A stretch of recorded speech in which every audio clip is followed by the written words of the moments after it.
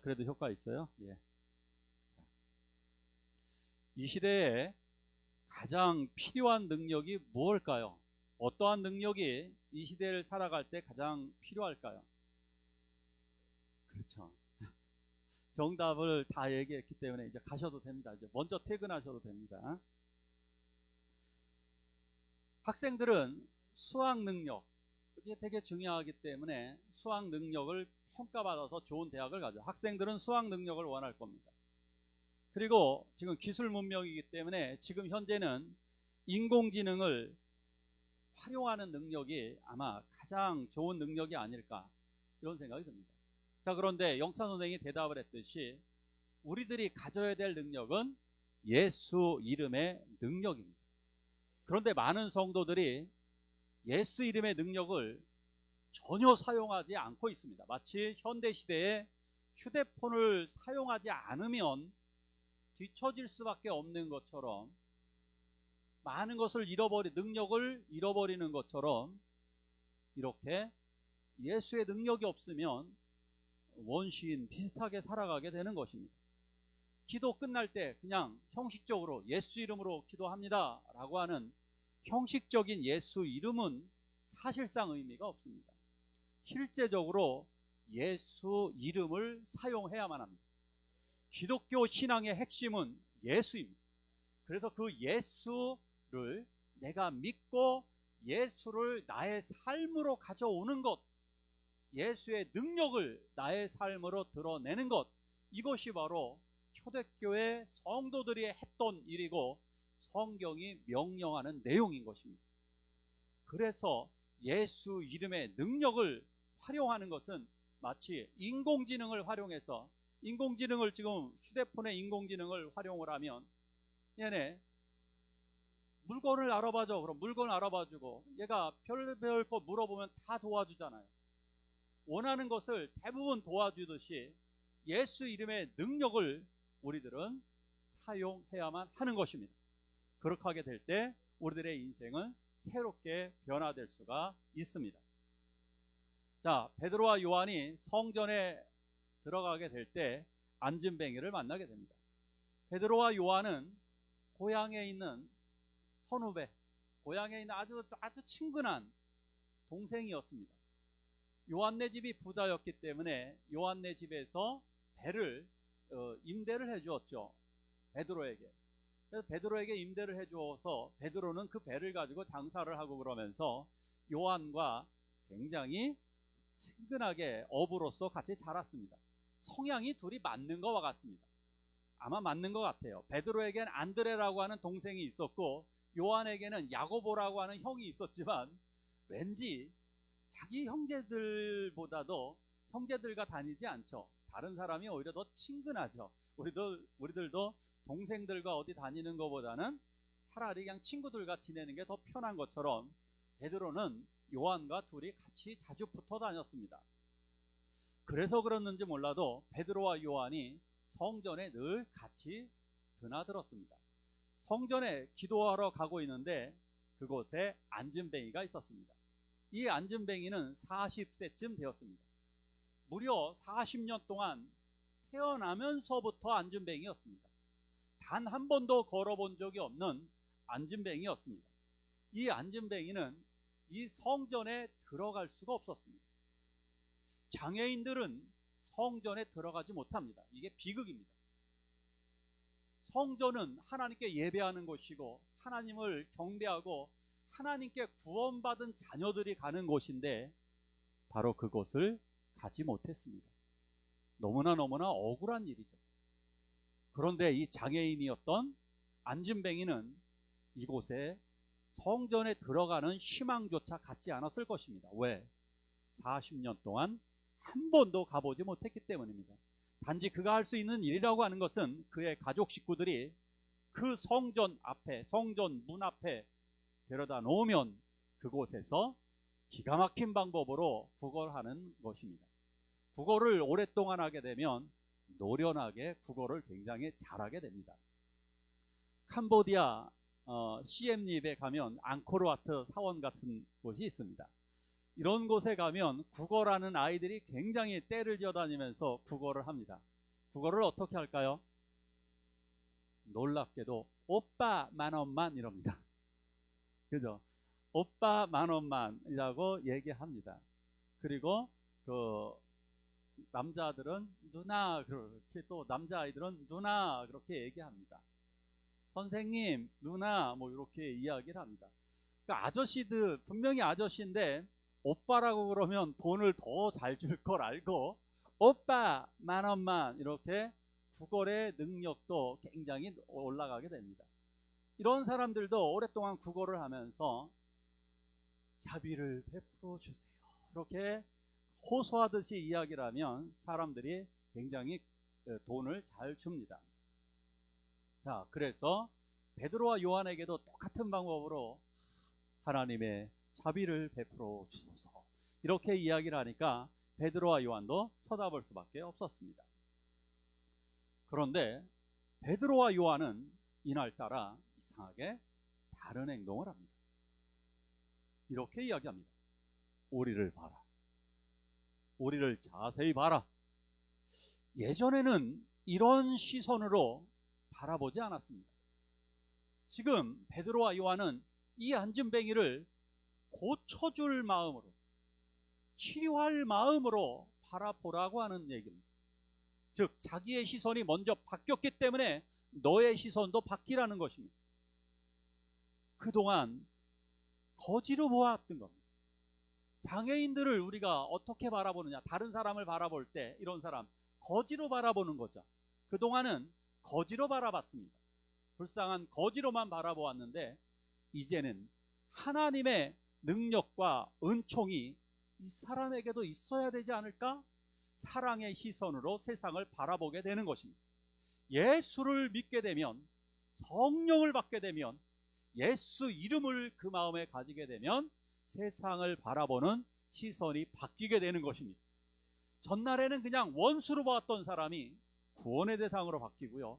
단지 그냥 저런 인간들, 나하고 상종하지 않는 인간들을 이제는 나의 형제 자매로 보게 되는 것입니다. 그런데 아직까지 시선이 바뀌지 않고 있었던 안진뱅이는 혹시 이 얘기는 나에게 더 많은 돈을 준다는 의미가 아닐까 해서 눈을 크게 뜨고 바라봅니다. 이번엔 이거는 10,000원 정도가 아니라 이거는 50,000원 이상, 어쩌면 100,000원, 200,000원 돈을 많이 준다는 의미가 아닐까 이렇게 기대하면서 쳐다봅니다. 그런데 베드로는 이렇게 말합니다. 은과 금은 내게 없거니와. 굉장히 실망스러운 말을 합니다. 은과 금. 이 사람은 그동안 은과 금을 원했습니다. 우리 교회는 그동안 봉사활동을 굉장히 많이 했습니다. 자선사업을 많이 했습니다. 이게 교회의 사명이라고 생각했습니다. 그런데 은과 금은 내게 없다라고 반대로 이야기하고 있습니다. 저희 교회뿐만이 아니라 한국교회 대부분이 예수 그리스도, 여기서 보십시오. 나사렛 예수 그리스도의 이름을 내게 준다. 지금부터 우리가 줘야 되는 것은 나사렛 예수 그리스도인데 교회가 이것만을 너무 우선 둔 게 아닐까? 잘못됐다는 얘기를 하는 것이 아닙니다. 이것이 우선인 것이 문제인 겁니다. 교회가 은과 금을 다른 사람들에게 먼저 주는 것이 더 우선이고 더 중요하다고 생각한 건 아닐까? 그렇지 않아요? 많은 교회들이 도와주잖아요, 불쌍한 사람. 그런데 더 중요한 것은 무엇일까요? 나사렛 예수 그리스도의 이름, 이것을 주었어야 했는데 그동안 실수한 것이 아닐까? 사도행전을 잘 읽어보면요, 의외로요, 은과 금을 누구에게 주었는지 아세요? 교회에서 자선사업을 교회 안에 들어온 가난한 고아와 과부에게 먼저 주었어요. 희한하죠? 우리는 먼저 불신자들에게 돈을 주면 될 것 같고 전도할 때도 선물을 주면 될 것 같고 그랬는데 그건 교회 안에서 준 거였어요. 의외로.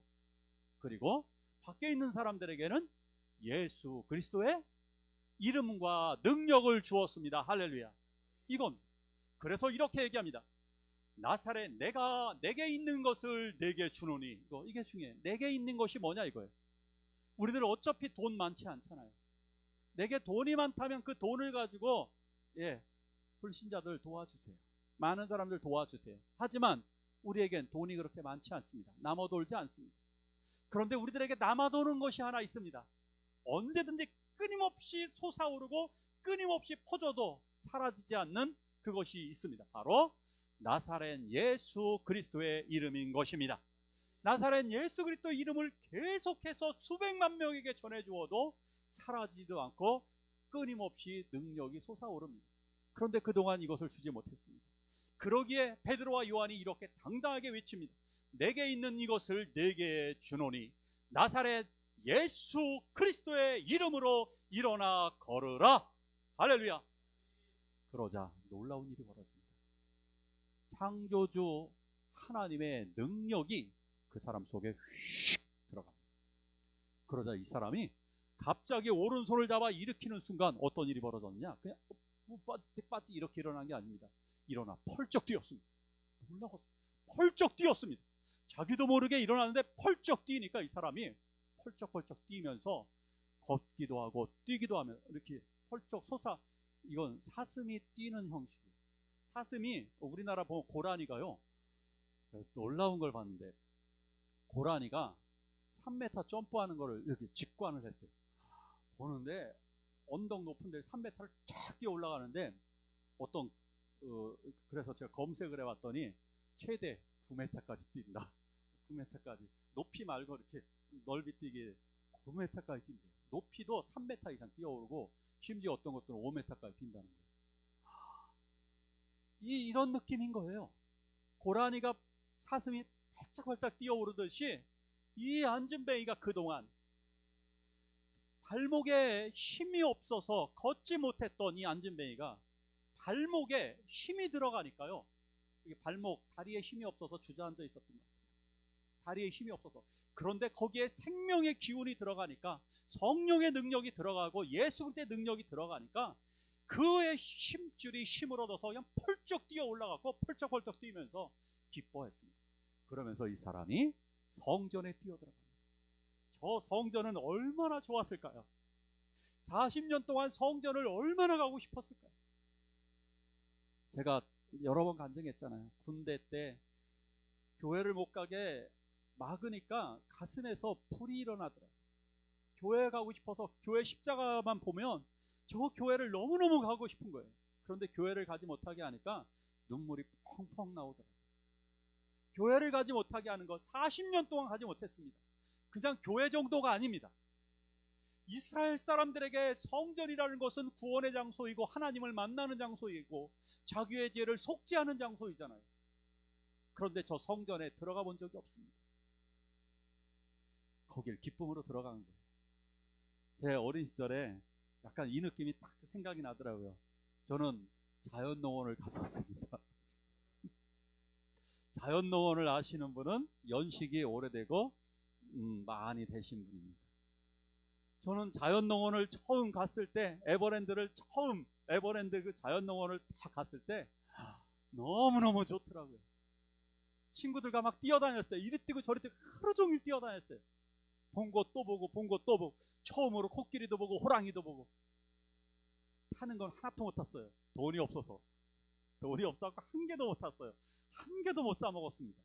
돈이 없어서 그 당시. 그러나 동물을 본 것만으로도 너무너무 에버랜드 그 자연농원이라고 하는 그곳에 들어갔다는 것 자체가 너무너무 좋았습니다. 그런데 이 사람은 더한 거예요. 이 사람은 하나님의 은혜로 말미암아 자기 평생에 드디어 걷게 되었고 뛰게 되었고, 그리고 저 꿈과 같은 성전에 들어가서 너무너무 좋으니까 계속해서 하나님을 찬미했습니다. 이 사람은 거기다가 보너스로 하나 가장 중요한 걸 얻었습니다. 나사렛 예수 그리스도의 이름으로 구원을 받은 것입니다. 얼마나 좋았을까요? 자, 다음 말씀 같이 한번 읽어볼까요? 같이 한번 읽습니다. 시작.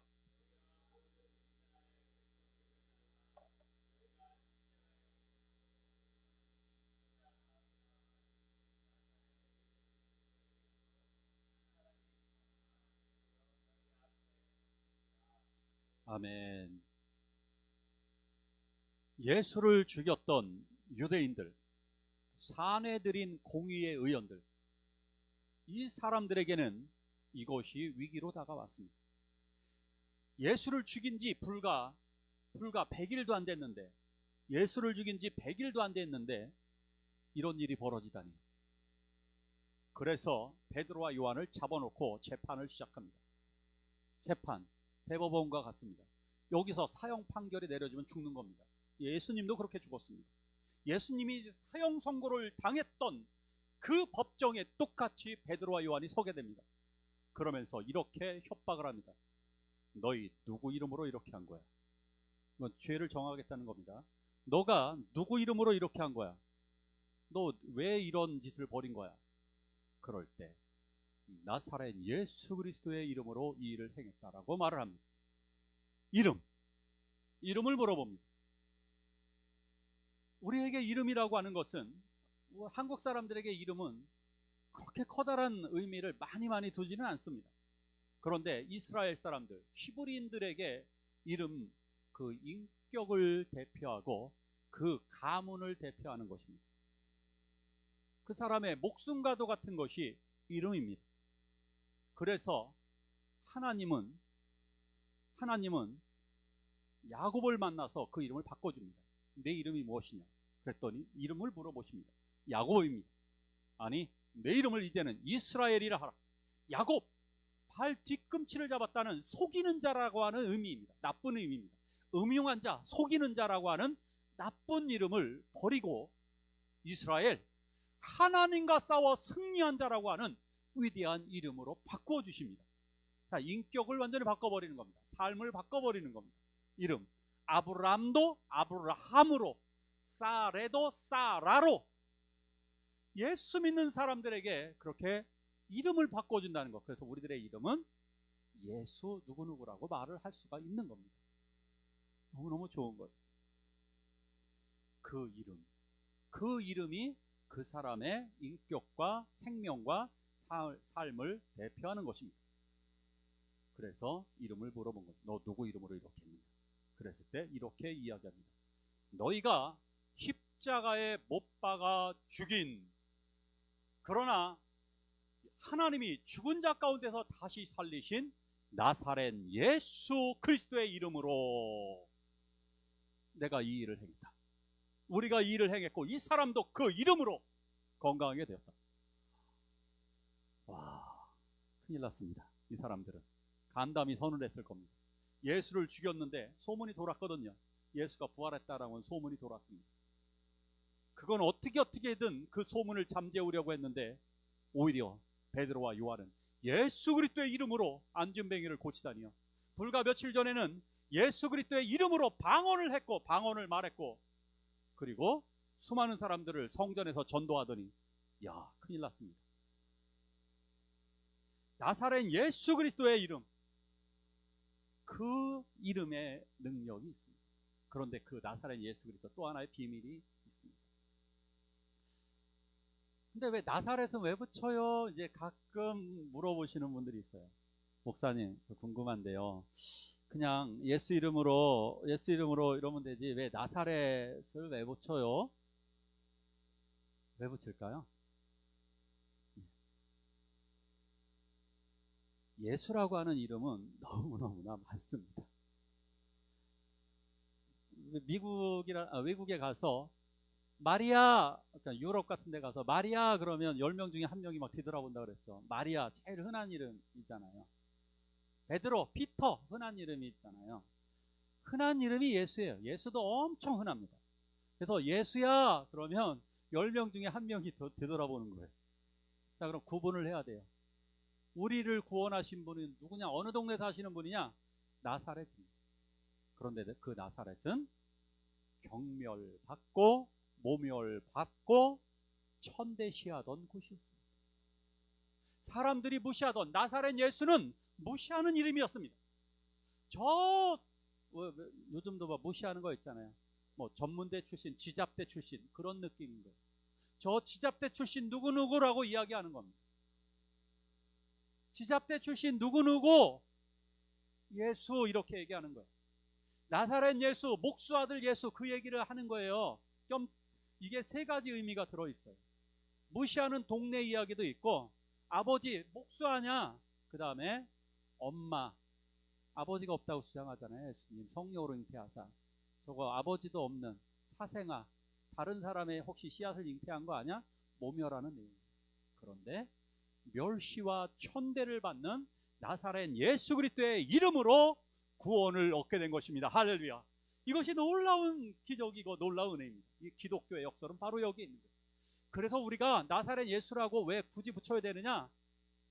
나사렛 예수, 마구간에 오셨던 예수, 고통당하셨던 그 예수, 나의 아픔을 아신다는 거예요. 나사렛 예수 그리스도, 예수가 당신처럼 고통을 당했는데 당신을 치유했다는 것. 나사렛 예수는 나의 모든 아픔을 아신다는 것입니다. 그러기에 이들은 여기서 이렇게 협박을 당합니다. 너희들 다시는 그 예수 이름으로 아무 말도 하지 마라. 그러면 너희들을 다시 체포해서 죽여. 협박을 합니다. 그런데 이들은 풀려나서 어떻게 말하느냐 하면, 손을 내밀어 병을 낫게 하시옵고 표적과 기사가 거룩한 종 예수의 이름으로 이루어지게 하옵소서. 이들은 이렇게 얘기합니다. 우리들은 나사렛 예수 그리스도의 이름으로 전할 것이다. 세상에 구원받을 만한 이름을, 다른 이름을 우리에게 준 적이 없다. 오히려 당당하게 이야기하고 그들이 모인 자리에서, 그리스도인들이 모인 자리에서 예수의 이름으로 병이 낫게 하여 주시옵소서라고 선언을 하게 됩니다. 예수 이름의 비밀이 있습니다. 나사렛 예수 그리스도 이름. 예수 그리스도가 태어나기 전에 이렇게 요셉에게 말씀하셨습니다. 아들을 낳으리니 이름을 예수라 하라.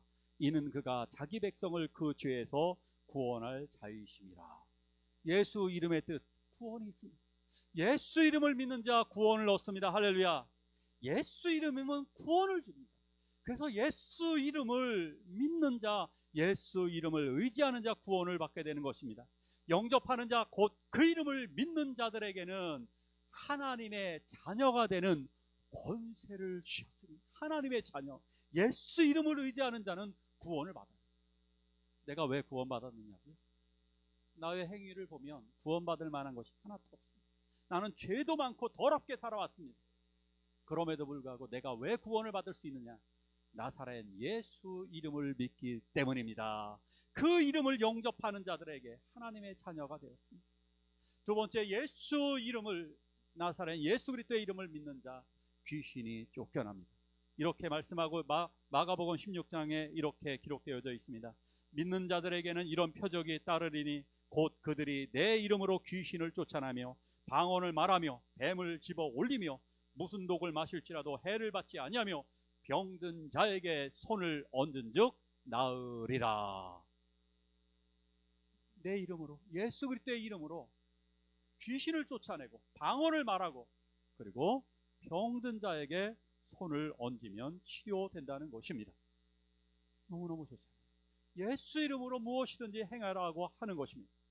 또한 요한복음 16장 23절에 예수 이름에는 기도 응답을 해주시겠다고 약속하여 주셨습니다. 요한복음 16장 23절에 이렇게 기록되어져 있습니다. 너희가 무엇이든지 아버지께 구하는 것을 내 이름으로 시행하리라. 내 이름으로 주시리라. 내 이름으로 시행하리라. 무엇이든지요. 무엇이든지 구하면 내 이름으로, 예수 이름으로 구하면 주시겠다고 약속하여 주셨습니다. 지금 저는 오늘 휴대폰 얘기를 참 많이 했습니다. 휴대폰으로 우리 얼마나 많은 것들을 합니까? 내비게이션도 보고, 그리고 각종 날씨도 보고, 지식도 얻고, 별의별 것 다 하죠. 번역, 외국에 나가는 것도 걱정이 될, 요즘 외국에 나가는 것 정말 걱정되지 않습니다. 휴대폰 하나만 있으면 내가 어디에 있는지 다 알 수 있습니다. 외국말 배울 필요도 없습니다. 이제 이것만 번역기만 가지고서는 다 됩니다. 이렇게 이것을 우리들 휴대폰을 다 활용하고 있으면서, 그런데 휴대폰은 무엇을 못하나요? 휴대폰이 우리들의 병을 고쳐주나요? 나의 불안을 다 없애주나요? 나의 이 악령과의 싸움, 나의 죄를 없애줄 수 있나요? 나의 이 고통에서 나의 미래에 대한 불안감, 인공지능은 발전하는데 왜 이 세상 사람들은 더 불안할까요? 미래 일자리는 더 사라진다고 그러고, 그리고 인공지능 얘기만 하면 얘네들이 우리 공격하는 거 아니야? 매번 그런 불안감 가지고 있잖아요. 실제로 그런 일이 또 벌어지고 있잖아요. 자, 어떻게 해야 될까? 이러한 고통 속에서, 이 수많은 인생의 문제 속에서 언제든지 사용할 수 있고 언제든지 나와 함께 능력을 주신다고 하시는 예수 이름의 능력을 사용하시기를 축원합니다. 이 시대에 가장 필요한 능력, 예수 이름의 능력인 것입니다. 예수 이름의 능력 행하지 않는다면 어리석고 멍청한 사람입니다. 성공하지 못하는 사람은 생각만 하고 행동하지 않습니다. 성공하는 사람은 생각한 것을 행동으로 옮깁니다. 예수 이름의 능력을 그동안 사용하지 않았던 분들, 그동안 예수를 믿고 나도 아무것도 하지 않았잖아요. 예수 이름으로 강력하게 기도하지도 않았고, 예수 이름으로 병고침, 귀신을 내어쫓임, 죄와 싸움, 방언을 말함, 수없이 많은 것을 아무것도 안 했잖아요. 예수 이름으로 구원의 확신을 가지지도 못했잖아요. 그러면 얼마나 바보 같은 겁니까? 휴대폰에 별게 다 있는데 아무것도 사용하지 못한다면 전화 하나 걸지도 못하는 거잖아요. 그죠? 휴대폰을 가지고 전화 통화도 못한다면 이게 휴대폰입니까? 쓰레기입니까? 거기다 돈만 내밀고 있었어요. 그죠? 매달 요금 5만원, 10만원씩 냈던 거 아닌가요? 왜 이런 멍청한, 교회 다니면서 우리 헌금했잖아요. 그렇게 헌금하고 다 기도했으면서 뭐를 얻었나요? 하나님의 능력, 예수의 능력을 사용하지 않는다면 얼마나 어리석은 짓이에요. 어떠한 젊은 청년이 있었습니다.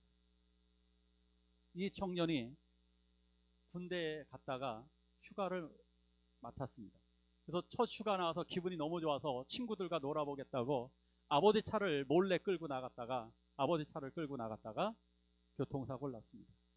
그래서 식물인간이 되었습니다. 의식불명에 완전히 빠졌고 깨어나지 못했고, 그리고 아무런 저희가 없어서 평생 식물인간으로 살아야 된다고 그렇게 선고를 받았습니다. 그날 목사님이 오셔서 그 아버지에게 절망에 빠져있는 아버지에게 요한복음 5장 25절의 말씀을 전해 주었습니다. 죽은 자들이 하나님의 음성을 들을 때가 오나니 곧 이때라. 듣는 자는 살아나리라. 그런데 그 아버지가 신앙이 그렇게 좋은 분이 아니었어요. 그런데 그 말씀에 꽂혔어요. 듣는 자는 살아나리라. 듣는 자는 살아나리라. 그래서 날마다 아들에게 이 말씀을 읽어주는 거예요. 미안해 아들아, 내가 예전에는 예수를 잘 믿지 못했어. 그런데 내가 이 말을 읽어줄게. 그러면서 계속해서 이 말씀을 읽어주는 거예요. 죽은 아들, 이 아들에게, 쓰러져 있는 아들에게 듣는 자는 살아나리라, 듣는 자는 살아나리라, 날마다 이 성경 구절을 읽어주는 거예요. 하루가 지나고 한 달이 지나고 두 달이 지나고 3달 무렵이 되었을 때 아이가 갑자기 눈을 뜬 것입니다. 그리고 말을 하기 시작합니다. 이 예수 그리스도의 능력이 아이에게 들어가서 살아난 것입니다. 할렐루야. 그래서 이 아이가 정상적으로 다 회복이 되었습니다. 듣는 자는 살아나리라. 이것입니다. 예수의 능력, 나의 능력입니다. C.S. 루이스는 이렇게 말을 합니다. 교회는 오로지 사람들을 그리스도에게로 인도하고 그들을 작은 예수로 만들기 위해 존재한다. 만일 이 일을 하지 않는다면 교회와 성직자, 선교활동과 설교, 심지어 성경을 읽는 것까지 다 시간 낭비다. 내가 작은 예수로, 내가 예수의 능력을 힘입어 살지 않는다면 우리들은 시간 낭비한 것이고 가장 멍청한 행동을 한 것입니다. 그러기에 이제 강력하게 확신을 가지시기 바랍니다. 이제 예수의 능력으로 살아가시기를 축원합니다. 예수의 능력으로 우리 살게 해달라고 우리 이 시간 한 목소리로 기도하길 원합니다.